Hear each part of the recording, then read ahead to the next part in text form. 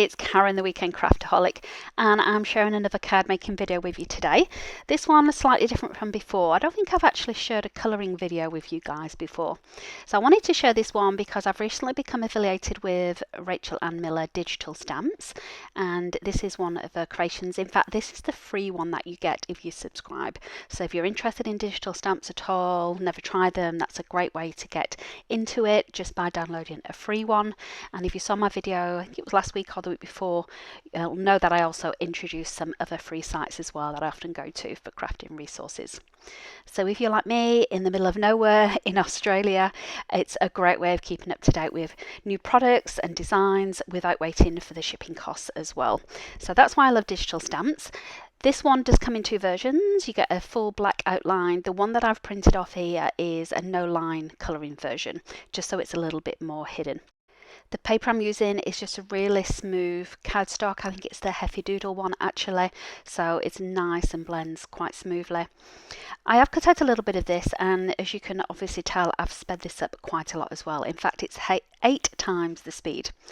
And the reason I've done that is because it took me over an hour just to colour this one cute little giraffe. He's about, well, the cards I think 4x6ish, so he's quite big, and I'm just using different shades here of the polychromos just to try and get a little bit of a dimensional finish. I am in no way an artist or a colorist. I am trying my best. I love coloring and it's just quite therapeutic for me, so don't always get the outcome that I want, but they do say practice makes perfect, so I will keep trying.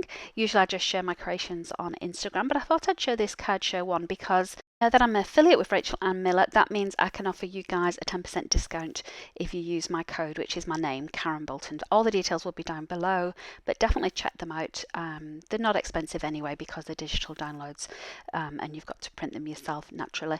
So I thought I'd share this one, probably as a one-off. I won't share many colouring videos unless I get lots of likes and comments, and it's definitely something you want to see more of. So while we're coming to the end of this colouring, I'll just talk a little bit more. This card's actually for a friend of mine who's expecting a baby, so that's going to be nice to give along with some of the gifts that I'm hand making on my Cricut for when baby does arrive. You're probably wondering why I've got the brush on there, because the video has been sped up so much you can't see. But polychromos, because I think they're more of like an oil based or wax based, I'm not sure. But they always leave lots of bits of residue, so it's good to brush them off now and again so they don't smudge on the paper as well. So I generally use this nice big brush for that. I thought I'd add a bit more colour in. I've got this little pink bird, and I think there's a pink butterfly at the bottom as well. I really wish I also had very good photographic skills, because even on the photo it doesn't come across as well as it does in real life. So you'll have to just trust me on that one, that I am really pleased with this one, or else I wouldn't have shared it with you otherwise. So as I mentioned, it's really just the colouring. I'm going to cut this down now just to put it on a ready-made cardstock, and I'm just going to add a little bit of a nice background as well in the back of that. I did debate whether to just have some plain colour in the back, but as we don't know what gender the baby's going to be, I didn't want to go with pink or blue, and I could have gone with a green, but I didn't think that would go too well with the yellow. So I decided to go with this Craft Consortium ink paper pad. You know, if you follow my channel, you know I've been obsessed with these. I think this was the candy one that I decided to go for, and I picked this because obviously the colours are nice and bright and fresh, but also because it's got a lot of different colours in the background, so I thought that would be a nice splash of colour just to have in at the back.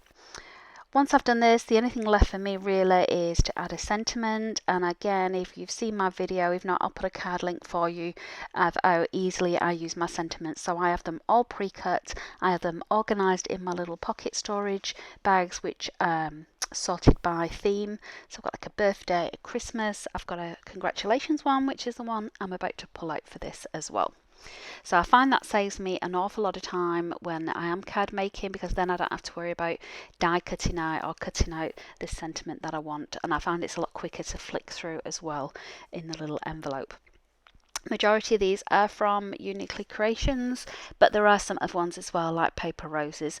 And of course you can print these yourself as well. All you need to do is print on whatever you want to do, cardstock or plain paper. You can always add more dimension by layering those up. And what I love about these, especially the white ones, is that on some of the cards you'll have seen on my Instagram recently, I've just been able to go over with a Copic marker and change the background colour of those sentiments as well, just to match the card that I'm using. in. So my favourites are usually the black and white backgrounds, because the black, as you can see here, stands out fantastically, and the whites you can change the colour of. But that is my card for today. I hope you enjoyed watching that. Great crafting weekend.